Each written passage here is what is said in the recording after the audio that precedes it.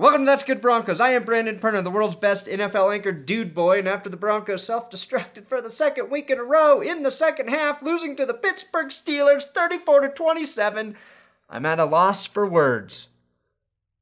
Thankfully, at Zona3445 from Twitter sent me this video of Jim Mora, which I think perfectly encapsulates how we all feel about the Broncos' last two losses. Well, what happened was that second game, we got our ass kicked. The second half, we just got our ass totally kicked.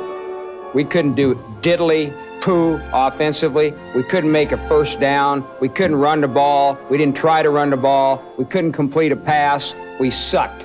The second half, we sucked. We got our ass totally kicked in the second half. That's what it boiled down to. It was a horse performance in the second half. Horse. I'm totally embarrassed and totally ashamed. Hands down, greatest football head coach of all time. That's good, Broncos.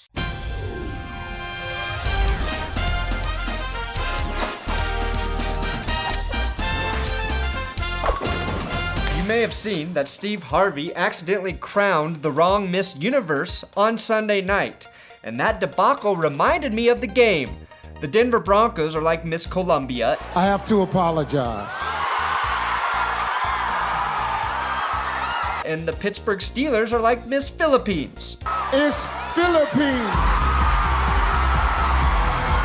This is exactly how it felt to have a 27-13 lead going into halftime. And this is how every fan looked at the end of the game. The Denver Broncos and Colombia shall rise again. Now, despite the fact that they lost, I'm going to give out two Big Dick Player Awards. The first goes to Manuel. My shirts are still available at ThatsGoodSports.com. Sanders, for having a monster day against his former team. Sanders had 10 receptions for 181 yards, and of course this beautiful 61-yard touchdown reception. Can you imagine how good the Steelers would be with him and Antonio Brown right now? That's scary. The second goes to Iron Man David Bruton, who will miss the next 4 to 6 weeks because he played almost the entire game with a fractured fucking fibula. No big deal, that's just one of the bones in your leg that helps you walk, stand, run, jump, play NFL caliber professional football. Now, not to digress, but the last two games were eerily similar. Brock started 10 for 10 against Oakland and 10 for 12 against Pittsburgh.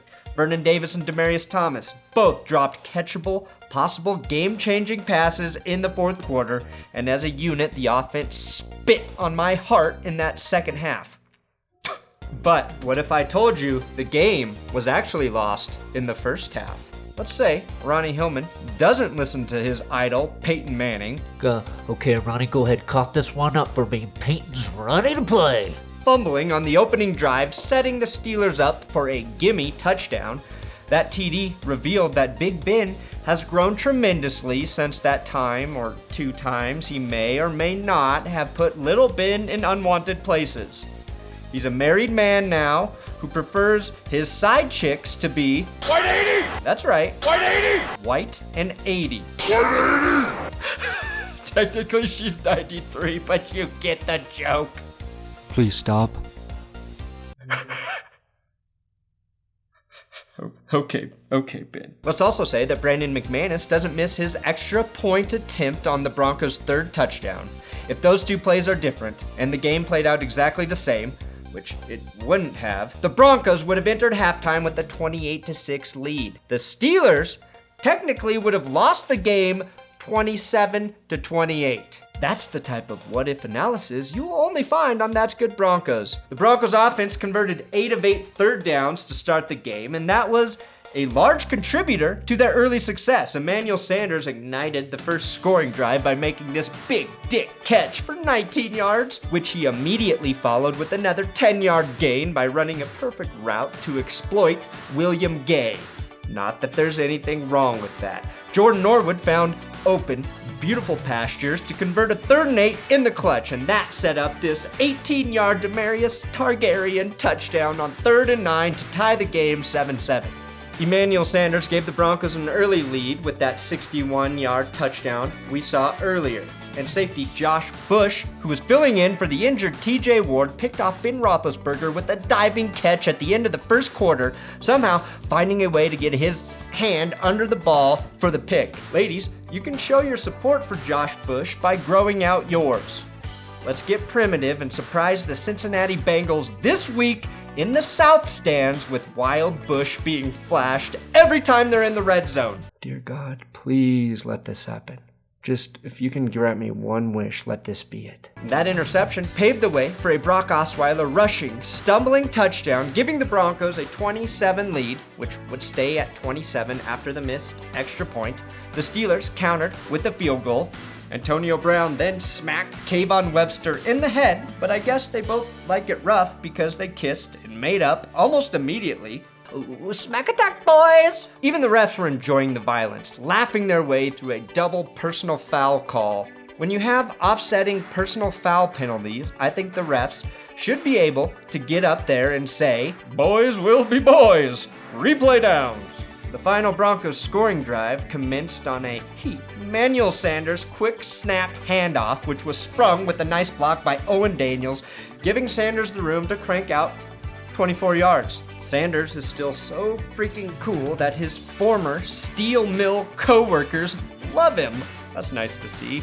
I need to remind Arthur Moats that he's not a dentist, and it's not okay for him to have his hands inside of Michael Schofield's mouth.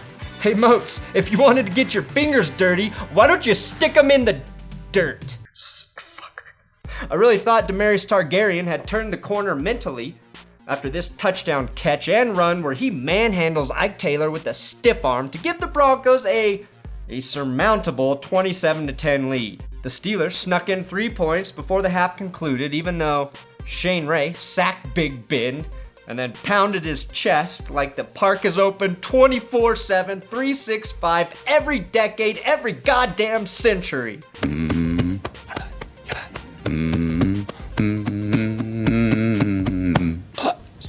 Yes, that is a Wolf of Wall Street reference, and I am pleased to be the first to announce that The Wolf of Wall Street 2 will be out next Christmas.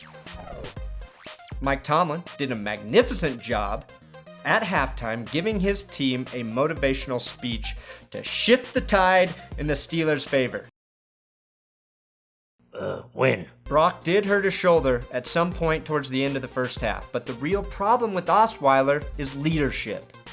Ben Roethlisberger commands the respect of his teammates, and he earned their unyielding loyalty after beating the shit out of James Harrison that one time. Another problem in the second half was that the Broncos couldn't tackle any of the Steeler receivers.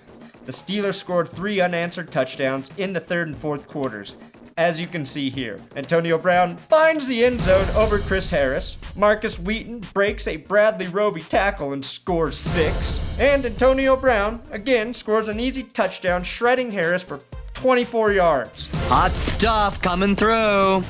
He really was hot stuff on Sunday.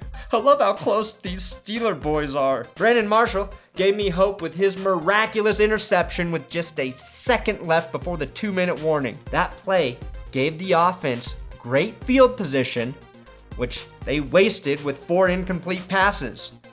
In fairness to the offense, though, this really is Brandon Marshall's fault. In addition to the interception, he should have returned it for a touchdown. I bet Talib, Roby, Harris, or Trevathan would have been able to do that, Brandon. Derek Wolfe and Malik Jackson played a hell of a game.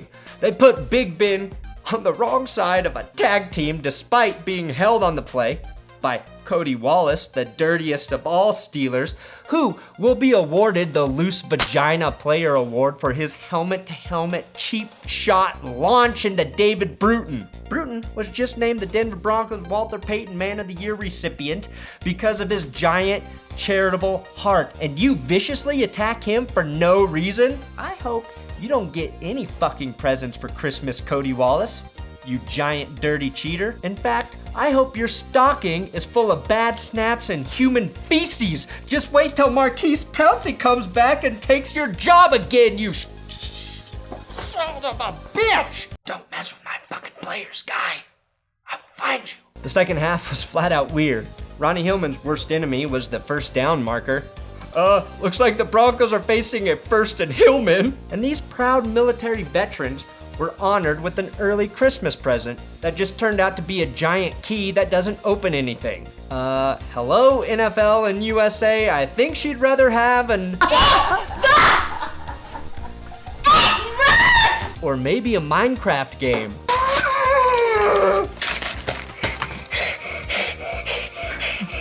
Or something to make her say, "Holy shit!" I also think the Broncos medical staff is highly underqualified. Talib exited the game with an injury, and this was the diagnosis testing process. Can you do the broom broom? You can't do the broom? Might be hurt. I'm proud to announce that Nathan Leitner wins for best Facebook post of all time. Merry effing Christmas. We called Santa and asked to come this morning because I work on Christmas. Thanks for watching another episode of That's Good Broncos. Make sure you subscribe here. Give me a follow on Twitter at Brandon Perna. Share this video with everybody you know. That's the best Christmas present you can give. Happy holidays to everyone celebrating something. I hope it fucking is good for you. Also want to give a birthday shout out to AJ Sanchez, who will be turning 22 on Wednesday.